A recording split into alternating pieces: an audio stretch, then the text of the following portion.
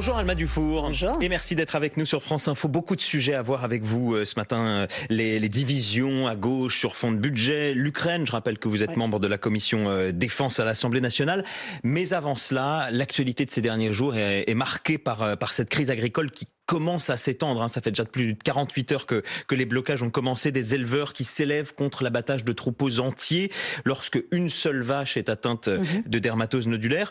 Jean-Luc Mélenchon a jugé cette politique sanitaire absurde. Pour quelles raisons ? C'est absurde pour plusieurs raisons. Et d'ailleurs, la France Insoumise a été le premier groupe politique à alerter la ministre de l'Agriculture, Annie Genevard, dès cet été. En fait, dès cet été, notre collègue Manon Meunier, qui est aujourd'hui aux côtés des agriculteurs, notamment en Haute-Vienne, parce que c'est de là d'où c'est parti, a écrit à la ministre en expliquant que les éleveurs étaient traumatisés par cette approche d'abattage massif, sachant que cette maladie n'est ni contagieuse pour l'homme. Mais elle est contagieuse aux bovins. Elle est contagieuse aux bovins, mais elle n'est pas non plus excessivement mortelle pour les bovins. Donc c'est une réaction. Mais elle implique parfois des choses qui vont rester, qui vont les affaiblir. Mais ça c'est une évidence. C'est une maladie dont il faut éviter la contagion. Mais la question d'abattre tout un troupeau dès qu'il y a un animal qui est atteint, alors que des mesures de prévention, des mesures de contrôle seraient possibles, est extrêmement violent pour les agriculteurs. Et on les a prévenus. On leur a dit, si vous choisissez cette solution, sachant que la confiance est rompue avec le Mercosur concernant notamment les éleveurs, concernant l'indemnisation, concernant plein de choses, vous allez vous retrouver dans une situation. Attendez, laissez-moi finir, parce que du coup les éleveurs en fait mis face à ce choix qui est drastique, et puis ils tiennent aussi à leurs bêtes. Enfin, je veux dire, il y en a beaucoup pour qui c'est un crève-cœur en fait de voir un troupeau se faire abattre à la carabine. Enfin, vous imaginez, ils vont être très réticents. C'est pas à la carabine. Si, il y a eu des abattages à la carabine. En fait, c'est justement ce que disait ma collègue, c'est que ça s'est passé et ça a été en plus fait de manière des fois absolument ni fait ni à faire. Mais voilà. Sauf que, pardon, Alma Dufour, c'est quelque chose qui est la politique mise en place en Italie, qui est la politique mise en place en Grèce, c'est ce qui a été mis en place en Savoie, et de fait aujourd'hui en Savoie il n'y a plus de cas. Donc on fait quoi ? Nous, ce qu'on préconise, donc, c'est des cordons sanitaires, c'est de la prévention et c'est l'avancée sur la recherche d'un vaccin. Donc là aussi, il existe le vaccin ? Oui, il existe, il est produit en Afrique du Sud. Mais pour l'instant, on n'est pas en train de vacciner massivement les bêtes. Et ce que je veux dire, c'est que la prévention et l'abattage ciblé était une solution bien préférable, et c'est ce que les agriculteurs vous disent en fait. C'est une violence institutionnelle qu'on a dénoncée depuis au moins 4-5 mois. La crise enfle parce qu'en fait, sous fond aussi globalement de crise du monde agricole qui ne s'est pas arrêtée depuis 2 ans, et la fameuse crise des agriculteurs. Mais ce que je veux dire, c'est que à chaque année, chaque début de salon de l'agriculture, on va revenir avec des agriculteurs. Il ne faut pas écouter ce que disent les vétérinaires qui disent c'est la seule politique qu'on peut mettre en place. Écoutez, en tout cas, l'épidémie a déjà eu lieu en 2016 et la stratégie d'abattage massif n'avait pas porté les résultats escomptés. C'est-à-dire qu'il y avait une surmortalité des troupeaux, mais ça n'avait pas empêché la maladie de se répandre. Donc nous, on dit pourquoi n'apprenons-nous pas de nos erreurs ? Pourquoi la ministre n'a pas écouté nos alertes ? Et pourquoi on n'a pas opté pour la solution du moindre mal et la plus douce, on va dire, pour les agriculteurs. Vaccination de tous les bovins. Vaccination de tous les bovins, couloir sanitaire, évidemment, abattage des bovins qui sont touchés. Ça, c'est évident, mais pas abattage de tous les troupeaux à partir du moment où il y a un cas. Sinon, les agriculteurs vont pas dénoncer. C'est ce qu'on a dit, en fait. C'est-à-dire que si vous êtes un agriculteur et que vous pressentez que votre troupeau est touché, qu'une bête est touchée, vous allez par moment avoir peur en fait de le dire aux autorités, parce que vous n'êtes pas sûr d'être indemnisé correctement, et parce qu'en plus c'est vraiment très traumatisant à vivre. Alma Dufour, l'autre actualité du week-end, et pas seulement du week-end, c'est bien évidemment la guerre en Ukraine, avec les conflits, la guerre qui continue, les attaques qui continuent et les négociations également sur les différents projets de paix. L'envoyé spécial américain Steve Witkoff va rencontrer Volodymyr Zelensky normalement dans les prochaines heures à Berlin. Vous espérez quelque chose de cette rencontre ? Il faut espérer quelque chose, parce que faut juste redonner le nombre de morts en fait dans ce conflit. Il y a déjà 80 000 morts du côté ukrainien, 245 000 morts du côté russe. À un moment donné, il faut quand même souhaiter que ça s'arrête le plus vite possible pour épargner le maximum de vies. Donc après, la question, évidemment, c'est que le prix qui va être imposé à l'Ukraine est un prix très lourd. Clairement, là, on parle de cession territoriale, de création d'une zone économique libre pour qu'à la fois les États-Unis et la Russie... C'est ce que disent les Américains, ça. Oui, c'est ce que disent les Américains, mais bon, globalement, je suis pas sûre que l'Ukraine ait beaucoup le choix, puisqu'en fait, sans le soutien des États-Unis, l'Ukraine est seule. Sans le soutien des renseignements américains, des satellites américains, l'Ukraine ne peut plus se battre contre la Russie. Donc aujourd'hui, le changement de gouvernement aux États-Unis montre à quel point l'Ukraine est vulnérable et peut se faire lâcher par les États-Unis à la moindre seconde. Donc évidemment, ils vont céder. Le président ukrainien s'est dit prêt à organiser des élections entre 60 à 90 jours, à condition que les États-Unis, l'Europe puissent garantir des conditions de sécurité au pays. Vous pensez toujours qu'il est le président de rien, Zelensky? C'était les propos de Jean-Luc Mélenchon. Non, mais ce qui est sûr, c'est que au jour d'aujourd'hui, il faut que ces élections se tiennent, et c'est aujourd'hui quelque chose qui est soutenu aussi par l'Union européenne. On n'a pas le choix pour avancer. Il faut absolument qu'on mette toutes les chances de notre côté pour aboutir à cette paix. Évidemment, il faut que la sécurité de l'Ukraine, à partir du moment où cet accord de paix soit signé, soit préservée. Donc cette question de la surveillance et de l'intervention des forces américaines et européennes ou de l'ONU... Mais moi, je vous pose la question de la légitimité de Zelensky que vous avez remis en cause du fait de l'absence, effectivement, de nouvelles élections suspendues, prévues par la Constitution. Par la loi martiale, effectivement. Alors évidemment, oui, la Constitution ukrainienne le prévoit, donc c'est pas un coup d'État. Néanmoins, il est vrai que M. Zelensky aujourd'hui n'est plus assis sur une légitimité il est légitime aujourd'hui pour vous? Je ne sais pas s'il est illégitime ou illégitime. C'est une question qui est importante. Quoi qu'il en soit, non. Ce qui est important, vous ne savez pas s'il est légitime ou illégitime. En tout cas, il n'y a pas eu d'élection, c'est ça que je veux dire. Conformément à la loi ukrainienne. Oui, mais il n'y a pas de souci. En tout cas, ce que moi je vous dis, pourquoi. Enfin, là, vous allez me dire, oui, la France insoumise, qu'est-ce qu'elle pense de M. Zelensky? En fait, c'est pas le sujet. Le sujet, c'est que le sujet, c'est que l'Union européenne. C'est un petit peu le sujet, parce que si demain vous êtes au pouvoir, se posera la question de votre soutien à l'Ukraine. Mais attendez, l'Union européenne, elle a ou pas signé cet accord de paix? Elle le défend ou elle le défend pas? Mais pour l'instant, il n'y a pas d'accord de paix. Non, mais elle défend ou pas l'idée qu'il y ait une élection comme compromis pour aboutir à un accord de paix? Elle défend l'idée d'une élection après, une fois que le retour à la normale, l'absence de conflit, etc. Ce n'est pas du tout votre position, qui était plutôt de dire il faut des élections, il faut qu'ils partent. Un préalable, ce qui est plutôt la position de Donald Trump que vous rejoignez sur ce point. Non, mais la question, en fait, nous, ce qu'on demande, c'est surtout un référendum des populations concernées par l'annexion éventuelle par la Russie ou par la zone économique libre. Volodymyr Zelensky l'a proposé. Voilà, et là, je viens de voir qu'il l'a proposé. Donc, effectivement, sur ça, on se joint à lui, parce que pour nous, ce qui est déterminant dans le succès de cette procédure, ce processus de paix, c'est effectivement qu'il y ait un référendum et la consultation des populations directement concernées. C'est ce qu'on a toujours demandé, en fait. Et finalement, si vous observez aujourd'hui le cadre des négociations qui est sur la table, ça ressemble peu ou prou à ce qu'on proposait depuis plusieurs mois déjà. La question, et ce qui est terrible, c'est qu'effectivement, l'Ukraine va être dépossédée d'une partie de sa souveraineté territoriale. Alma Dufour, la question de la défense, notamment face à la menace russe, elle s'est posée cette semaine à l'Assemblée nationale. Mercredi, vous avez dû vous prononcer sur le principe d'une augmentation du budget de la défense en 2026.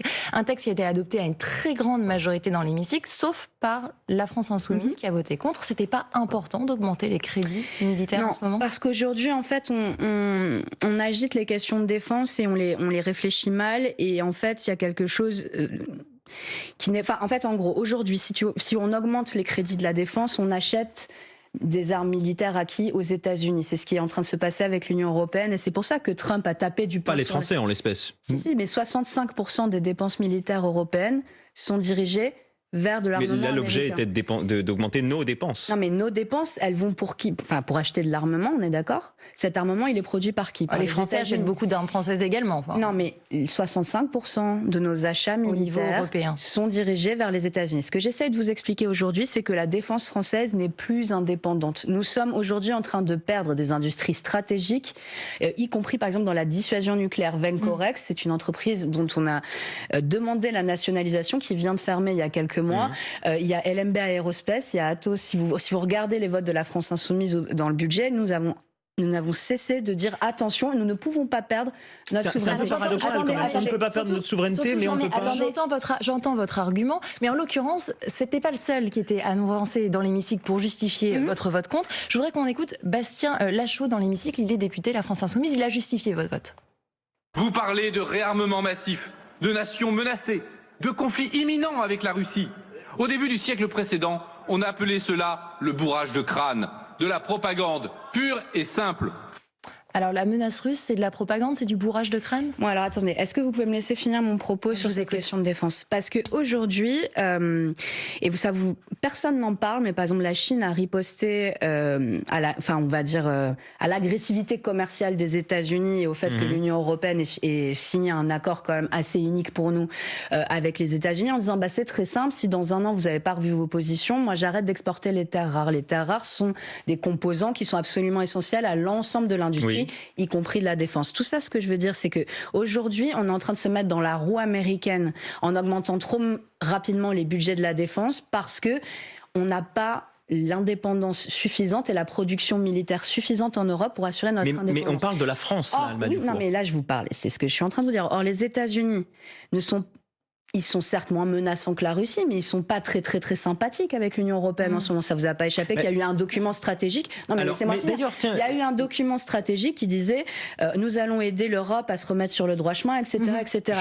Qui est carrément de l'ingérence. Ce que je suis en train de vous dire, c'est que il n'y a pas de politique de défense qui soit bénéfique pour l'intérêt général français, qui ne soit conçue en indépendance par rapport et aux États-Unis et à la Chine, et évidemment en prenant en compte la menace. Je reviens sur votre collègue Bastien Lachaud qu'on a entendu. Est-ce qu'aujourd'hui, la principale menace internationale qui pèse sur la France est la menace russe? J'en suis pas sûre. Je pense que aujourd'hui. Ce serait quoi alors? Mais je sais pas s'il faut dire la principale menace. La question, c'est que nous ne sommes pas en guerre avec la Russie, nous, la France. Les ingérences, la déstabilisation, la manipulation, c'est une forme de guerre? Oui, mais alors là, c'est trop facile. C'est-à-dire, est-ce qu'on est en guerre ou est-ce qu'on n'est pas en guerre? Évidemment qu'il y a eu des cyberattaques. Ça s'appelle la guerre hybride. Ok, d'accord. Donc on est en guerre avec la Russie? Ce sont les Russes mêmes qui aujourd'hui. Non, mais c'est une vraie question. Je ne suis pas responsable politique, je vous pose une question. Non, mais voilà. Donc faites attention aux mots qu'on emploie. Là, la France, vous ne pouvez pas dire c'est une guerre hybride. Oui. On n'est pas dans une guerre hybride. Non, c'est des attaques, si vous l'appelez ça guerre. Mais en fait, la guerre, c'est la guerre. Nous ne sommes pas officiellement en guerre contre la Russie, oui ou non? Oui ou non? Non, mais répondez-moi parce que c'est trop facile. C'est pas à moi de vous dire qu'on est en guerre. Vous êtes responsable politique. Non, mais parce que c'est faux. Nous ne sommes pas officiellement en guerre avec la Russie. Ma question n'était pas sur la guerre. Ma question était est-ce que la Russie est une menace? Oui, et je vous ai dit que. Est-ce que vous m'avez dit, est-ce que c'est la plus grande menace? Est-ce que c'est la principale menace? Moi, je n'ai pas arrêté de vous dire qu'aujourd'hui, ce qui est le plus important pour la France, c'est d'être résiliente dans les conflits de grandes puissances qui aujourd'hui ont lieu, c'est-à-dire les États-Unis, la Chine, la Russie, et d'arriver à trouver un chemin d'équilibre pour ne dépendre d'aucune de ces trois puissances. Voilà. Est-ce que je peux être claire? Alors, la Russie est-elle une menace dans le futur? Peut-être. Peut-être. Et est-ce que nous devons être prêts à tous les scénarios? On n'est pas sûr. Oui. Est-ce que c'est nous qui devons anticiper ça et être plus belligérants que les belligérants? C'est ça la question. Quand nous-mêmes nous armons les esprits en disant ils vont nous attaquer, c'est exactement ce qui se passe dans toutes les escalades militaires dans le monde en fait. C'est-à-dire qu'un pays dit c'est eux qui vont nous attaquer, armez-vous, on va répondre. Et la Russie va dire ah, il va nous attaquer, armez-vous, on va répondre. Mais pardonnez-moi, on a quand même du mal à suivre vos positions. Juste, on manque de temps, donc en très court, mais je suis allée regarder vos votes au Parlement européen. Vous avez voté contre une résolution qui dénonçait les violations de la Russie de l'espace aérien européen et dans l'espace de l'OTAN. Vos députés, la France Insoumise, sont quasiment les seuls. Pourquoi, vous qui parlez d'indépendance européenne? Parce que, encore une fois, les résolutions, il faut voir ce qui est écrit. Les résolutions, c'est bien pour se faire plaisir. Non, en l'occurrence, c'est assez simple. Oui, ça condamne l'action dans l'espace européen. J'ai lu évidemment. Non, vous n'avez pas lu en entier la résolution parce qu'en fait, c'est comme pour Boualem Sansal, c'est comme pour plein de cas. À chaque fois, vous dites pourquoi vous n'avez pas signé cette résolution dont le titre est machin. Personne ne lit l'exposé des motifs ni vers où ça se dirige. La question, c'est ça. Nous, on est pour une position de désescalade. On a toujours été pour la solution diplomatique. En Ukraine, résultat des courses, c'est ce qui est en train d'arriver, peu ou prou, sauf que l'Ukraine est en train de payer très cher ce qui est en train de se passer. Et finalement, on se rend compte que les États-Unis n'ont pas du tout été un allié fiable, puisqu'au dernier moment, ils les ont abandonnés. Donc voilà, maintenant, est-ce qu'on peut apprendre de nos erreurs et essayer de construire une défense indépendante et résiliente? Vous restez avec nous, on va parler politique dans quelques secondes. D'abord l'info en 1 minute, 8h48. Théo Metton-Régimbaud. Le blocage de l'A64 toujours en cours ce matin, mais celui de l'A7 est levé. D'autres, majoritairement dans le sud-ouest de la France, les agriculteurs sont en colère contre la mise à mort systématique des troupeaux en cas de dermatose nodulaire détectée. Des abattages pour protéger, justifie le ministère de l'Agriculture sur France Info, car d'autres foyers sont à attendre localement. Donald Trump promet de riposter contre l'organisation État islamique. 2 soldats et 1 civil américain ont été tués en Syrie hier. Tous faisaient partie d'une mission de contre-terrorisme dans la région de Palmyre. Un Boeing 777 a fait un atterrissage d'urgence juste après son décollage. Hier à Washington, un morceau du capot du moteur s'est détaché et a pris feu. L'incident n'a pas fait de blessés. Boeing ne commente pas. Une manifestation féministe prévue cet après-midi à Cannes avant un spectacle d'Harry Habitant. Il a été accusé de viol avant un non-lieu confirmé en appel. Rassemblement après la diffusion cette semaine de propos de Brigitte Macron qualifiant de sale conne les militantes féministes qui ont perturbé le spectacle du comédien le week-end dernier. France Info. Le 8h30 France Info, Adrien Beck, Camille Vigogne-Lecoat. Et nous sommes toujours sur France Info avec Alma Dufour, députée LFI de Seine-Maritime. On va vous parler politique maintenant, française. Mardi, le PLFSS, le projet de loi de financement de la sécurité sociale, a été adopté à 13 voix près à l'Assemblée nationale. Le Parti socialiste a voté pour, les écologistes se sont abstenus, vous avez voté contre. Le temps du nouveau Front populaire semble loin. Est-ce que vous vous sentez seul dans cet hémicycle ? Non, je me sens pas seule parce que j'ai quand même l'impression que la majorité des Françaises et des Français sont d'accord avec notre choix et notre décision. En tout cas, c'est ce qui ressort des échanges qu'on peut avoir dans la rue. C'est ce qui ressort aussi beaucoup de ce que je vois passer sur les réseaux sociaux, même si c'est un miroir déformant. Les Français veulent de la clarté. Les Français en ont marre d'Emmanuel Macron. Je pense que voilà, on est tous d'accord pour dire que c'est quand même, on a atteint des cotes d'impopularité qui sont quand même sans précédent. Les Français veulent tourner cette page et ils voient très bien qui est pressé de la tourner et qui ralentit, on va dire, au maximum un changement de politique dont tout le monde a besoin. Donc aujourd'hui, on se sent pas seul. Vraiment, on regrette mais quand même. La position des écologistes, notamment parce qu'ils se sont abstenus. Et pas des socialistes ? Les socialistes. Vous en attendiez rien ? Voilà, c'est ça. En fait, on va pas dire. Ça fait longtemps que le divorce stratégique avec la France insoumise, il est acté. Enfin, il est seulement stratégique ce divorce avec les socialistes ou c'est plus profond ? Bah, écoutez, moi j'aurais pensé que c'était que stratégique à un moment, mais en fait, finalement, je les vois retourner à une forme.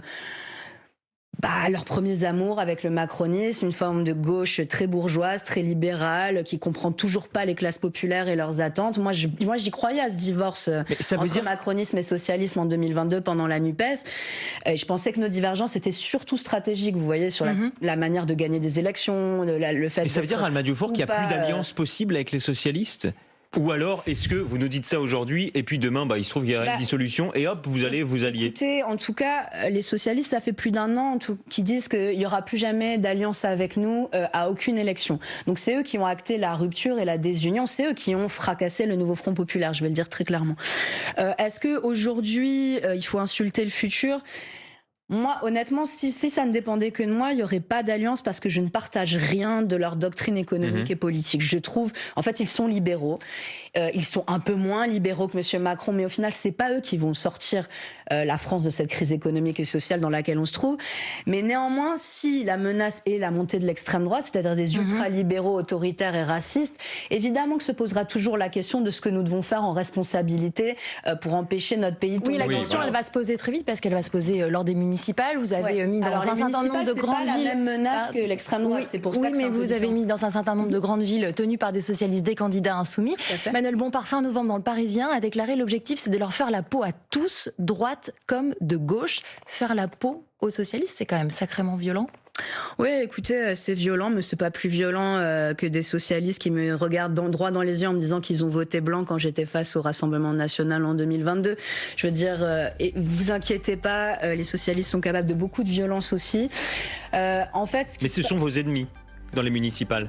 Écoutez, à un moment donné, ils sont aujourd'hui des supplétifs de la Macronie et ils veulent tuer tout espoir qu'il y ait une autre politique qui émerge, qui ne soit pas celle du Rassemblement national, c'est-à-dire une gauche de rupture. Nous avons rebâti la gauche après leur trahison des classes populaires. Nous leur avons laissé une place à notre table en 2022. Alors que Anne Vous n'avez pas répondu, ce sont vos ennemis ou pas ? Non, mais en fait, à un moment donné, tous ceux qui empêchent l'avènement d'une politique de progrès social dans ce moment de grande souffrance pour le peuple français, effectivement, à un moment donné, ce sont des adversaires, c'est pas mes ennemis. Je sais faire la différence entre l'extrême droite et un socialiste, mais eux ne savent pas la faire. Quand je vous dis, ils votent blanc quand je suis face au Rassemblement national, donc c'est un vrai sujet. Merci beaucoup Alma Dufour, députée La France Insoumise de Seine-Maritime, d'avoir été avec nous ce matin dans le 8h30 France Info. Merci Camille Vigogne-Lecoat du Nouvel Obs. On vous retrouve dans une heure, un petit peu moins, pour les informer. Restez sur France Info.